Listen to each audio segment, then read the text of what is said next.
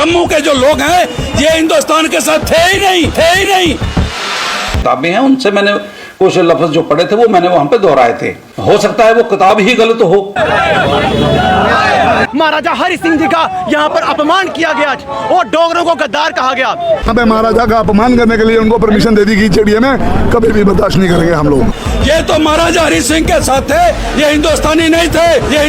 नहीं थे। मेरी वीडियो जो थी उसको थोड़ा सा आगे पीछे से एडिट करके इस किस्म का माहौल क्रिएट किया कि सारे जम्मू में आग लगाते। हम महाराजा हरि सिंह जी का अपमान का बदला लेने जा रहे हैं,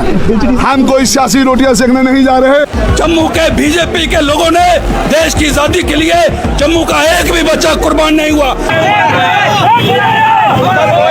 मैंने गलत कहा है तो मैं उसके लिए माजरत चाहता हूं, मैं उसके लिए माफी चाहता हूं। नमस्ते भाई, तारिक भट्ट ने माफ़ी मंगी ली है कि जे मैं ਜਿਹੜੇ अल्फाज उत्थे बोले है ना, जी स्टेटहुड की रैली हुई थी जिथे बोलिया हा कि जम्मू वाले तो हिंदुस्तानी है कि नहीं, ये तो राजे कहने राजे के लोग ने, तो आखा मेरे को गलती हुई। लेकिन स्यापा हूँ पता लगा कि है, आखा मैं किताबें जे अल्फाज पढ़े, कुछ तारीखी किताबों से पढ़े थे और कुछ तारीख दानों की किताबों में मैंने पढ़े थे, और कुछ किताबें जो हैं वो हमारे देश की यूनिवर्सिटियों में लगी हुई हैं और लाइब्रेरियों में वो लगी हुई हैं, गवर्नमेंट की अप्रूव्ड शुदा वो किताबें हैं। उनसे मैंने कुछ लफ्ज जो पढ़े थे वो मैंने वहाँ पे दोहराए थे। हो सकता है वो किताब ही गलत हो। किताबें जेडे यूनिवर्सिटी किताबां लाइब्रेरी किताबां उहे किताबां है great personalities of Jammu and Kashmir, legends and personalities of J&K, ਜਿਹਦੇ ਚ आतंकियों का महिमा मंडन होया, ਜਿਹਦੇ ਚ मकबूल भट्ट तुहाड़ा हीरो शहीद, हाफिज सईद महापुरुष,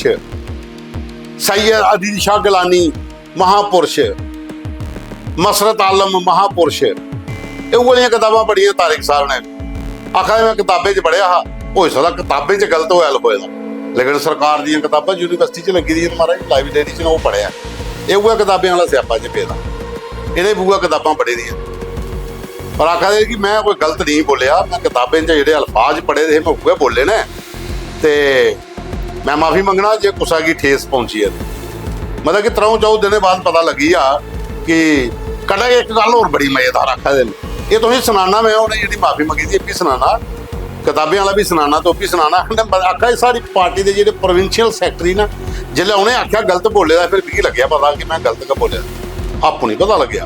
कि मैं गलत बोले दा। जिला प्रोविंशियल सैकटरी ने आख्या कि ये गलत बोले दा, फिर भी पता लगा। जो प्रोविंशियल सेक्रेटरी हैं, जब उन्होंने इस बात की वजाहत की है कि तारिक भट्ट ने जो लैंग्वेज वहाँ पर यूज़ की है वो उससे मैं सहमत नहीं हूँ और मैं उन्होंने जो कहा है वो गलत है, तो फिर मुझे समझ आए कि शायद ये किताबें जो हैं ये गलत हो सकती हैं। तो मैं ये समझा कि मैंने जो कुछ वहाँ पर कहा है शायद मैं गलत था। हूँ दसो तुस मिगी ये केड़ी सियासत है भाई? तुस भी सीनियर लीडर हो नैशनल कॉन्फ्रेंस के डिस्ट्रिक्ट रियासी दे, हूँ आखा चलो जी गलती हुई है, अगर कोई ठेस पुजी है तो माफ़ी मंगी लेने, तो पब्लिकली माफ़ी मंगी ली, ठीक है। डिमांड भी यही भाई तुस गलत बोलिया माफ़ी मंगो। इंज कुछ मीडिया ने एडिट करिए चलाया मेरा बयान, भाई सामने बोला दो, एडिट करने की जरूरत क्या है? जिहड़ा तुसे बोले दा उहे लोके देखिया। जम्मू के जो लोग हैं ये हिंदुस्तान के साथ थे ही नहीं। ये तो महाराजा हरि सिंह के साथ थे, ये हिंदुस्तानी नहीं थे। और फिर मैंने मीडिया में देखा कि कुछ मेरी वीडियो जो थी उसको थोड़ा सा आगे पीछे से एडिट करके इस किस्म का माहौल क्रिएट किया कि सारे जम्मू में आग लगाती। सवाल ये नहीं है कि तुसे हूँ आडिया माफ़ी मंगी ली तो आखो कि मीडिया ने एडिट करिए चलाया। जिसले एडा बड़ा झूम किट्ठा होया लोग देखे, फिर उसले मीडिया 4 माइकां जो सामने आदियां, फिर उसले प्यारे थोड़ी लगते हैं जमीना बोला बंदा हो माइका मेरे अगे, मैं जो मर्जी बोल लै। और विचारधारा डिपेंड करती है कि बोलना क्या है, आइडियालॉजी वो फिर सच बोलो ही है, क्योंकि महाराज ये की लिए तो सारे का इनका बुरा हाल है। कोई भी होए, जम्मू वाले की छड़ी है, पर ये जम्मू च रही है भी एकड़ा काम करा। और उसके बाद प्रोटेस्ट होना शुरू हुए, युवा राजपूत सभा ने किए, मनदीप चेबो ने, फिर शिव सेना आई, फिर जम्मू स्टेट मूवमेंट आई, फिर मते सारे होर संगठन जेडे आई है, दो त्रै तो नहीं आए क्योंकि उन्हें उपर आर्डर भी नहीं आया कि प्रोटेस्ट करना ये पर आया तो होंगे तो खैर वो भी झंडे झुंडे लिए आई जाते इं आई जाते बेचारे वो झंडे लिए जो कुछ फोन शोन आया कि इसके उपर करो भाई तो आई जाते इस बारी नहीं आया। लेकिन गल जम्मू के सारे डोगरे की है जिसलै तुस उंदे पर कोई उंगली चुकते हो तो जाहिर सी गल है कि विरोध तो होना पौना। कुछ लोग नहीं करन उनकी अपनी मजबूरी है लेकिन सरकार के अंदर अगर provincial secretary JNK national conference वाले आख्या कि ये गलत बोलिया वो अपनी जगह पर सही है। मंत्री सतीश शर्मा जिन्हें सरकार की सपोर्ट की थी एज ए इंडिपेंडेंट MLA जीती है सरकार के अंदर कैबिनेट मंत्री उन्हें बकायदा अपना बयान जारी करिए आख्या कि तुगी डोगरी की हिस्ट्री नहीं पता और ये जो तुसें बोलिया है ये पर तुसें पब्लिकली माफ़ी मंगनी पाओ क्योंकि तुसें माइकां देखिए चेता भुली जाता बोलना के है वो भी अपनी जगह सही पर जो नहीं बोले होंगे उनके गल करनी हूँ माफ़ी मंगी ली है कि मेरे को गलती हुई जे कोई ठेस पुजी है तो मैं माफ़ करो ये सुनो होंगे हूँ बयान राजपूतों के खिलाफ या डोगरा राजपूत के खिलाफ या किसी जात या किसी बरादरी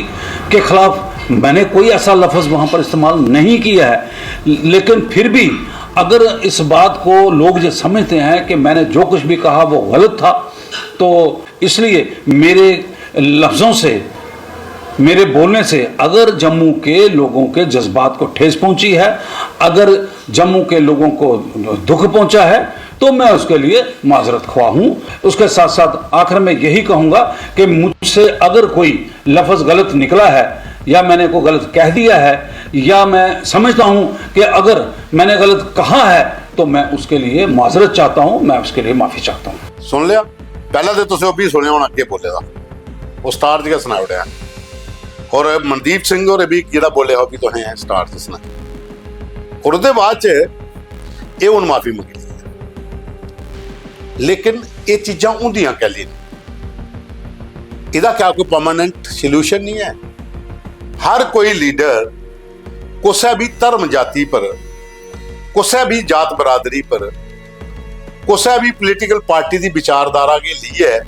इस तरह के बयान उल्ले दे उड़ते हैं जिसलै माइकां चार सामने होंदियां तो जिसलै वो विवाद बनी जाता बवाल मचदा है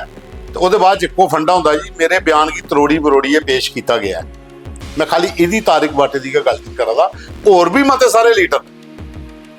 सारे का ये हाल है जिहड़ी मर्जी पार्टी की गल कर लो पार्टी कन्नै इहदा कोई लेना देना नहीं होंदा बयाने का वो जिसलै बोलना शुरू होंदे ने नॉन स्टॉप शुरू हो जाते फिर वो सोचते हैं कि ये सानू हाइप लभनी है लेकिन गलती होई होंदी है फिर माफ़ी उल्ले मंगदी है जिसले मामला शैल तूड़ पकड़ लेंदा फिर गुआंढी भी आखदन के बोले दा महाराज फिर लगता कि नहीं हूँ माफ़ी मंगनी चाहिए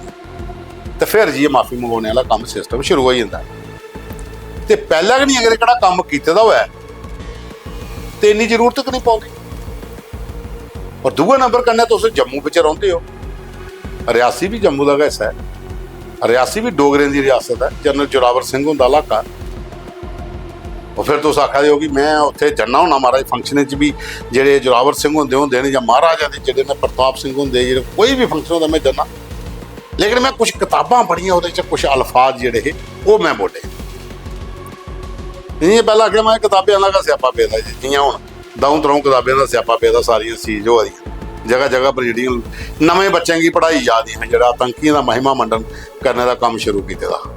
वो भी काम चला वो सरकार अपनी जगह पर काम करा दी है पुलिस ने मामला दर्ज किया वो अपने तरीके के उसी निपटा दे लेकिन ये मुद्दा जोड़ा हा ये स्टेटहुड की रैली के आनी है कि नवा विवाद तुसें बनाया उठा और उसके बाद इस दे उपर विवाद इन्ना बनया कि सारे का डोगरे जो निकली के बाहर आई ये चीज़ों को पहला कि अगर बचा किया जा तो वह ठीक रहा पर खैर मंगी ली माफ़ी तो मुक्की विवाद थोड़ा इत्थे गया। धन्यवाद।